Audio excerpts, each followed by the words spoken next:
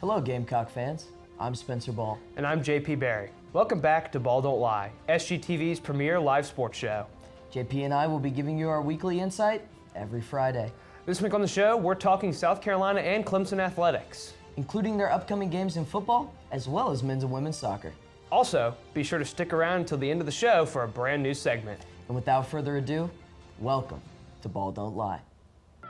Welcome to the Kennedy Greenhouse Studio. I'm Spencer Ball. And I'm JP Barry. When you get it all right, you can hear that, and it just flies out of Founders. An 18-year-old phenom, Gigi Jackson, has really turned his play up a notch. I'm almost 2 years older than Gigi Jackson. He's doing things I couldn't even dream of doing. They're the Golden Gamecocks. They're just so much fun to watch. What a historic year for them. This is Ball Don't Lie. The South Carolina Gamecocks are looking to get repeat wins against the Tennessee team they upset in dominating fashion last season.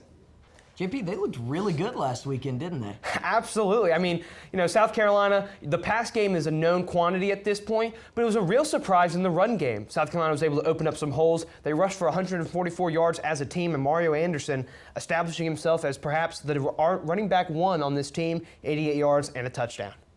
Yeah, he looked fantastic, the Newberry transfer, and finally they were able to get some kind of push on that offensive line.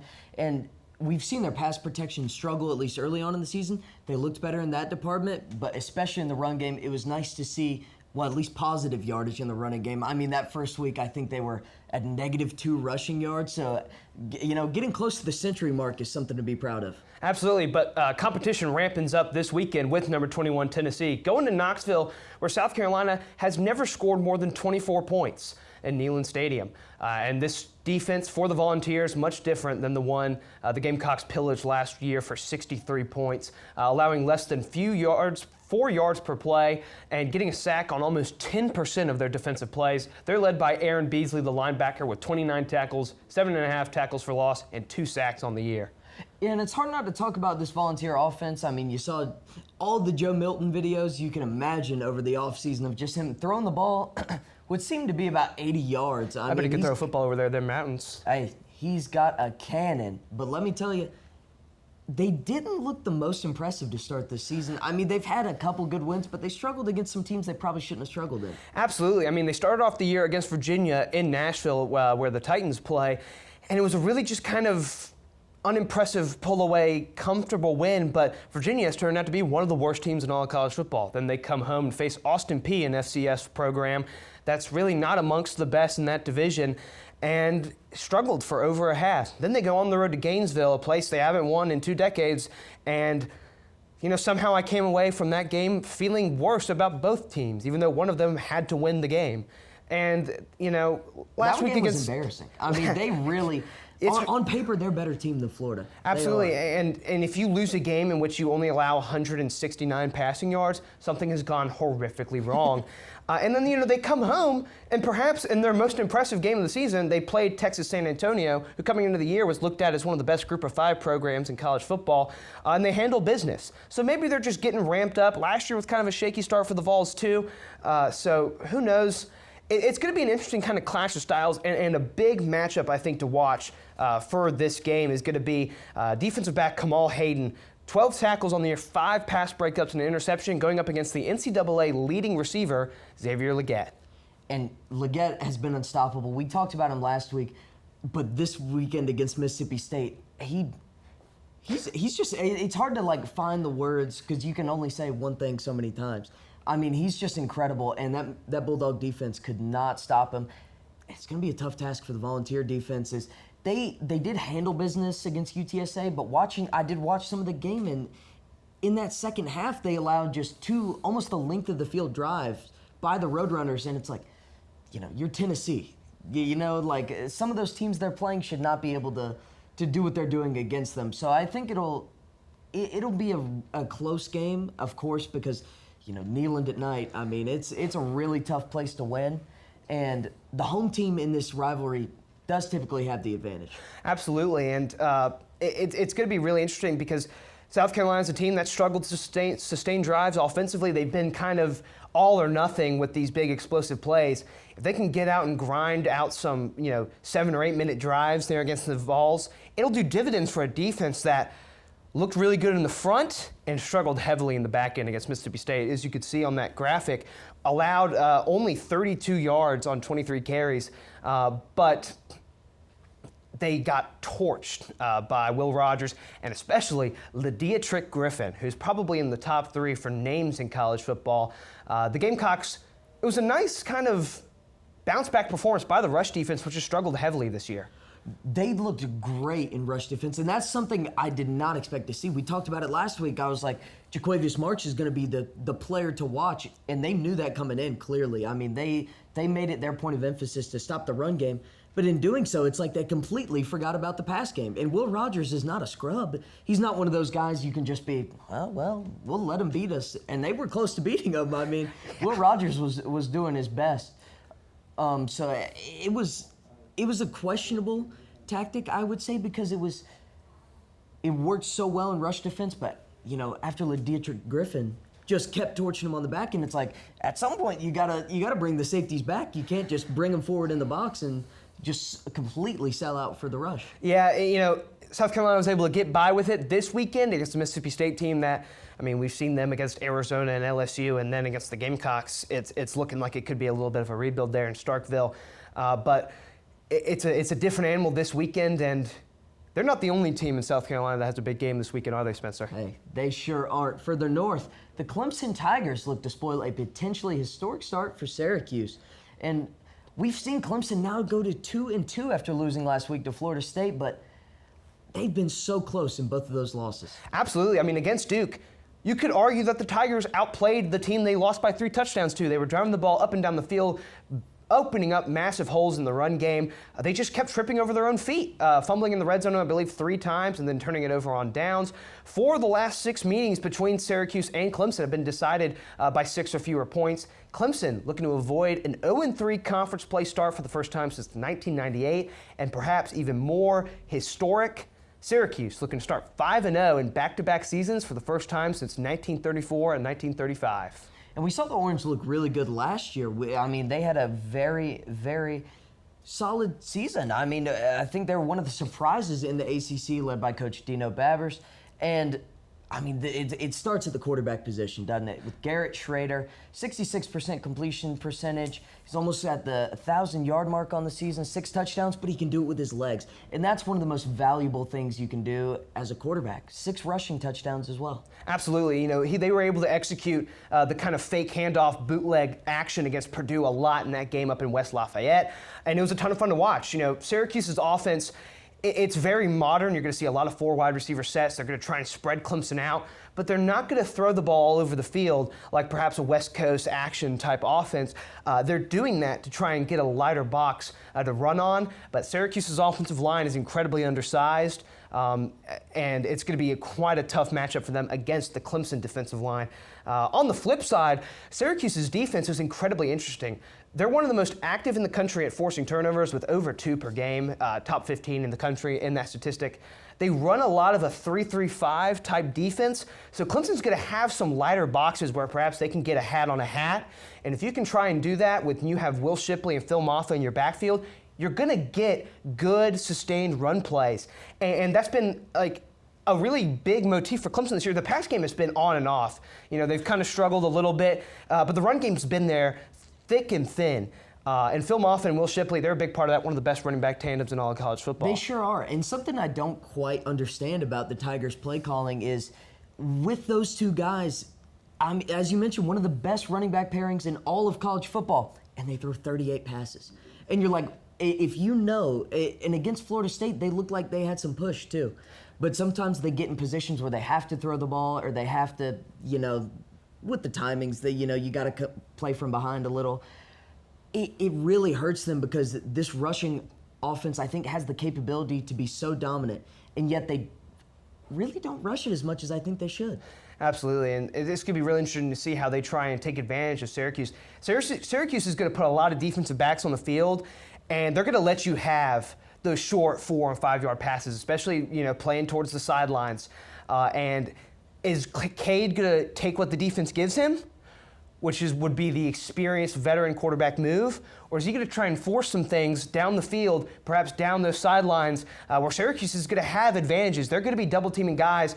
You're going to see it a lot in between the 20s. Syracuse is going to have maybe 4 or 5 guys in the box, and then a ton of DBs playing off the receivers, and they're trying to bait a quarterback into thinking our guys can get past their guys when they just have too many guys to try and get past. Definitely, and that's why I think it has to start with the run game for Clemson. I think that's where it has to start every game for them. Will Shipley is one of the best running backs in college football. We've talked about their pairings, but him as an individual, he could start on almost every team in college football. He is incredible.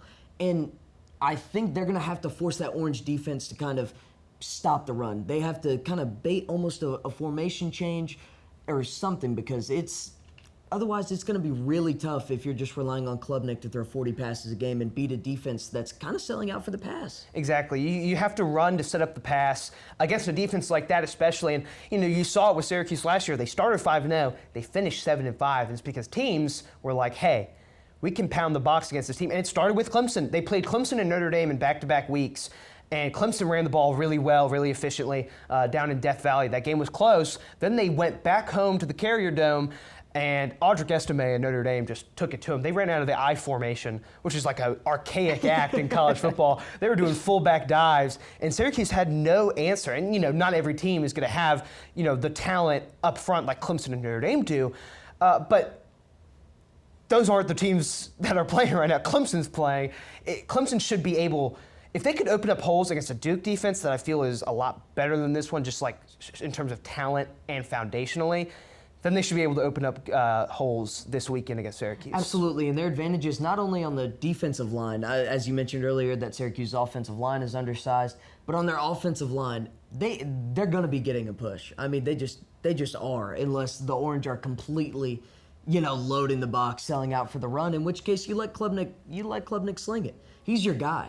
I mean, he's Dabo's guy. He might not be everyone's guy, but I mean, that's not my call. But Yeah. But it does, as you mentioned, it starts with the running game, and Syracuse defense, on paper, isn't equipped to handle it. So yeah, and Syracuse, I said they're going to run the ball a lot. They do. They run the ball almost 40 times a game. But when they do pass, they're a big proponent of running to set up the pass. They're one of the worst teams in the country in terms of passes per game, but yards per attempt, they get over 8 yards per attempt. That's top 20 in the country. Garrett Schrader is having an amazing year, but he's helped out by Damian Alford with 17 grabs for 247 yards on the season. And then they have 2 other receivers with over 220 yards as well. It's a very fun offense to watch. And Clemson's defense, as talented as it is going to be hard-pressed to kind of get some stops early. I see this one could be kind of a shootout, kind of a fun, high-scoring affair. I agree. I mean, it seems like every game Clemson plays, at least some parts of the game are interesting, even against Charleston Southern. I mean, that first half is like, Clemson, what's going on? But in those games against Duke and Florida State, I mean, it's must-watch football because you never know what's going to happen. They haven't been able to pull away like they have been in previous years. So it's like getting to watch Tommy Bowden football. Like and it's even down to you have 2 amazing tailbacks like James Davis and C.J. Spiller, and then you just stop giving them the ball and you let your quarterback throw a million passes. We're getting too close to home, I think, for some of our viewers talking about Tommy Bowden. So we're going to hit a break, and after the break, we'll fill you in on South Carolina and Clemson's upcoming soccer matchups.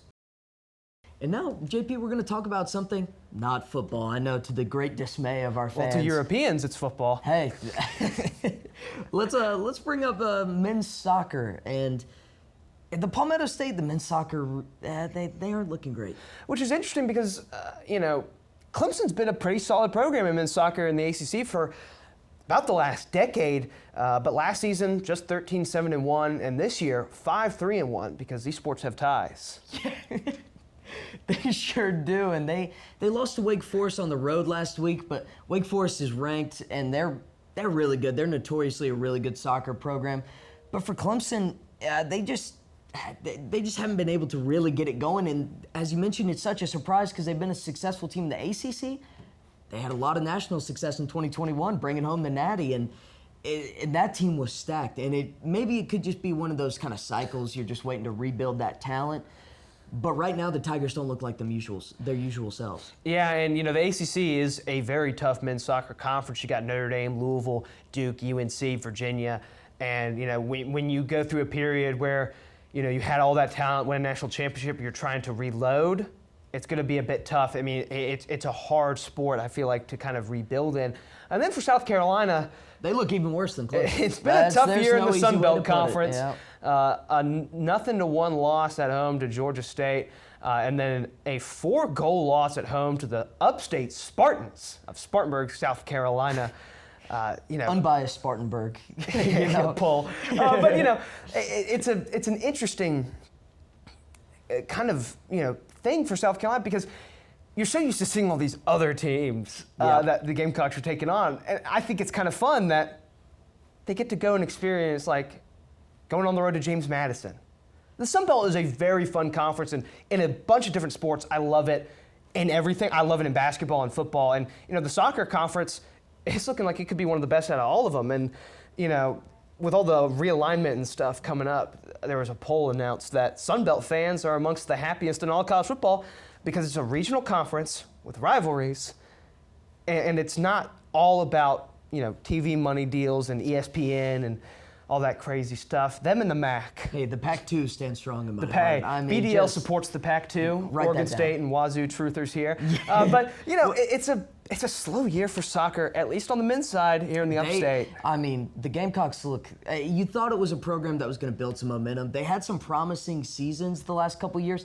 Not traditional in the terms of success, but I mean they've gotten better, and that's what it's all about. You're not going to just turn into a title-winning team overnight, but it's a 4-0 loss to USC Upstate at home. That's the losses you can't have. And one of the things for the Gamecocks has been red cards. It's a crazy problem to have, but they just look undisciplined. I was looking at the box score, and I saw like 8 yellow cards, and one guy got kicked out towards the end of the Georgia State game.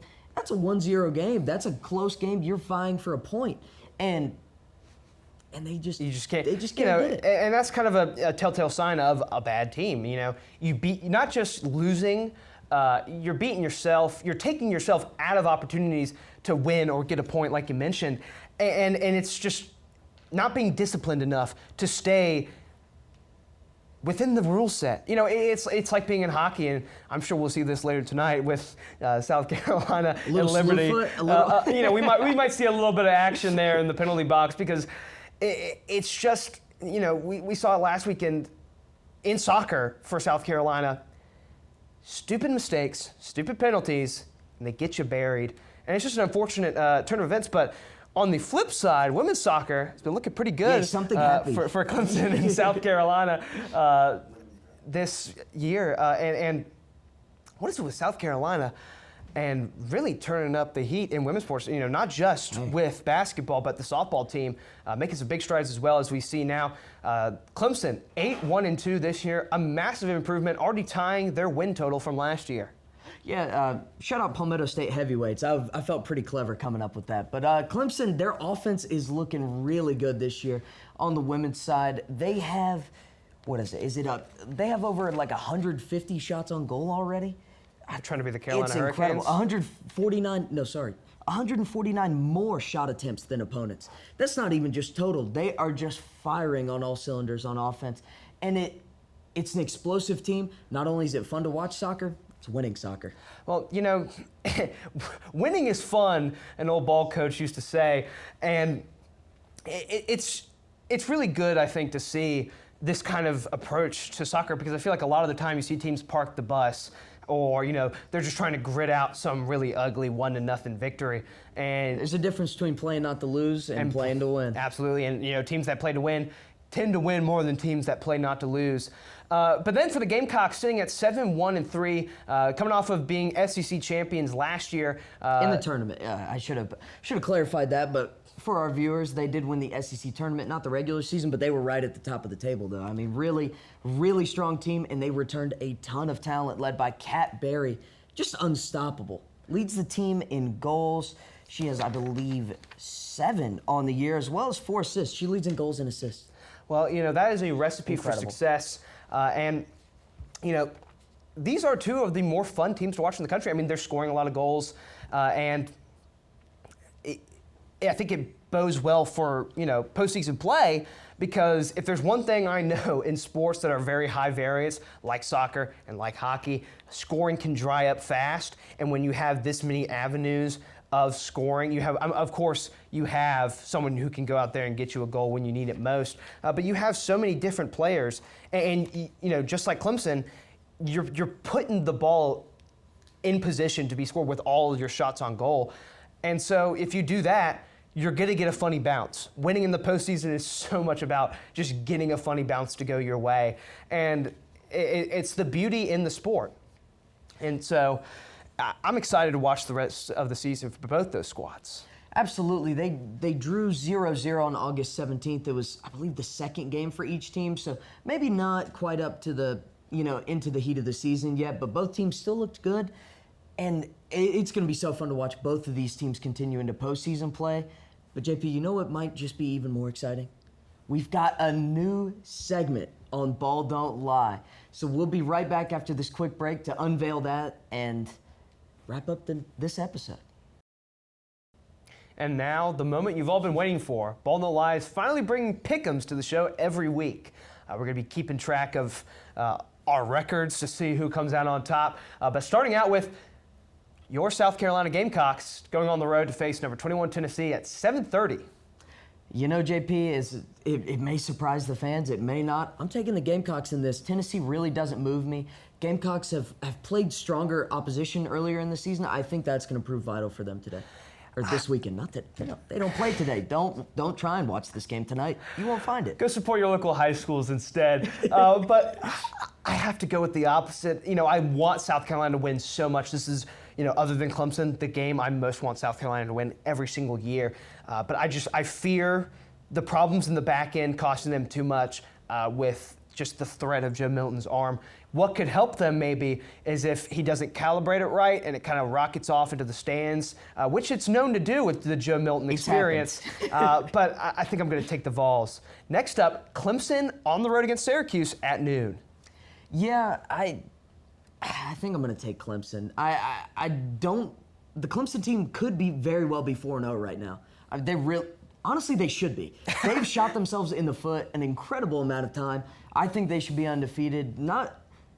They just kind of lose the big game, but seeing Clemson with a losing record, it doesn't feel right. So I don't think they're going to lose at Syracuse, but I do expect it to be a really close game. Yeah, I think we're in store for a fun shootout type atmosphere. But I think something like that lends itself to Clemson's depth and talent a lot. You're going to get guys tired for Syracuse. They're going to be subbing in 2 and walk-ons, 2 stars and walk-ons, and Clemson's going to be subbing in 4 stars and 5 stars, late in that fourth quarter when you desperately need to stop. And one thing Syracuse struggles with is getting off the field. I'm going to take Clemson, but I think we're in for a fun, 48-42 type shootout. Ooh. Then some Friday night lights action in the ACC as NC State plays host to an undefeated Louisville squad. Yeah, JP, as good as Louisville is and the improvements that they've made, which is great for them, I'm taking the Wolfpack on Friday. It's hard to win at Carter Finley. It really is. I know a lot of people that go to NC State, and those Wolfpack faithful, they show up week in and week out. That team's not bad. Yeah, no, it's a very tough place to play, and NC State's defense is for real. They're one of the toughest in the country, and Louisville, they're undefeated. They've played some decent teams, but this is their first true road game, your first true road game experience on the road against NC State, and that defense. The one problem is NC State's offense is lifeless. I mean, it's like a shambling corpse. And so I think Jack Plummer, Jeff Brom, and the Cardinals are able to go on the road and gut out a tough, 20-17 type rock fight win tonight. Hey, I don't hate that, but guess what? We have even more Friday action for you. Number 10, Utah. Number 19, Oregon State, Friday at 9. God, we love the Pac-12. Absolutely. We love the Pac-12, but JP, give me the Utes on the road. I love Utah. Kyle Whittingham is such a good coach, and this program just keeps getting better. You kind of think one of these times, they're going to have a down year, and you thought it was going to be this year with their starting quarterback not even playing. Cam Rising might be back for this game. I'm not positive, but they beat UCLA. Yeah, they beat UCLA with the backup quarterback. And if he's not ready, it's the next man up mindset for Kyle Whittingham. It's one of the best well-kept secrets in football that Kyle Whittingham has never lost a game as the head coach at Utah. But I think this game is going to be exciting. You have the Oregon State run game, which even in their loss against Wazoo last week, rushed for 240 yards and 4 touchdowns. Very close loss to add. Very It was close a fantastic game. It's going to be that offensive line against the Utah front seven. I'm expecting a low-scoring brawl, but maybe the arm of DJ Uiagalelei makes the difference. I think I'm going to go with the Beavers, but if Cam Rising plays and the Bad Moon Rising starts playing for Utah, I'd be hard-pressed to bet against the Utes. But right now, my heart says go with the Beavs. And moving on to our next game, I mean, it might be a lesser week than last week, but hey, still a lot of good games on this weekend as number 24 Kansas travels to Texas. Number 3, they're looking like a great team. Absolutely. Who you got, JP? Kansas, it's a great story. They've looked, much improved this season. They're one of the better, program rebuilding jobs. Lance Leopold coming there from Buffalo. But They Texas, were awful. There's no sugarcoating. They were awful. bad. But Texas, this is a game that Texas teams of the last 8 years would definitely lose. And so that's why I feel like Quinn Ewers, Steve Sarkisian, and the Longhorns, with the faithful there at DKR Stadium, I think they're going to get behind them for a huge win. And then finally capping off the week with College game day in attendance for the first time ever. Perhaps the biggest home game, perhaps the biggest game in Duke football history. Number 17 Duke hosting number 11 Notre Dame, 7:30 on ABC. Just to go back a little bit, I will also be taking Texas just so I get my pick in my there bad. for our records. I mean, we're keeping a really, tight-knit organization here. But give me the Fighting Irish in Duke. As much as Duke is such a great story, beating Clemson first game of the season, storming the field, and they look like an electric team, but I don't see the Fighting Irish losing 2 in a row, and I see them handling Duke pretty quickly. Yeah, absolutely. Riley Leonard is the truth at quarterback, and Mike Elko is a tremendous coach, but, it's the undersized defense, and Clemson's offensive line was able to pave massive holes against them. So has UConn's offensive line.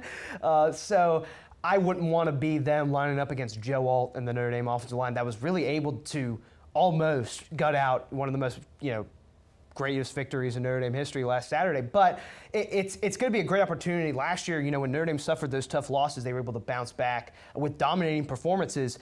And I feel like we're going to see a lot of the same. Give me the Fighting Irish with me in attendance. I think it's going to be a fun one in Durham. His little birthday present. Absolutely. Shout out JP. But, if UConn's offensive line can gain ground on Duke's defense, I mean, we could maybe suit up for the UConn Husky offensive line. I'm not going to lie, I like me at left guard. In another life, I'm center. Hey, right next to each other, huh? Just like this. That's going to do it for this episode of Ball Don't Lie. Be sure to follow us on Instagram, Twitter, and even Facebook at SGTV at USC. To keep up with all of our content, be sure to also visit us online at sgtv@usc.com. For SGTV Sports, I'm JP Barry. And I'm Spencer Ball. From all of us here at SGTV, have a great weekend, Carolina. Forever to thee.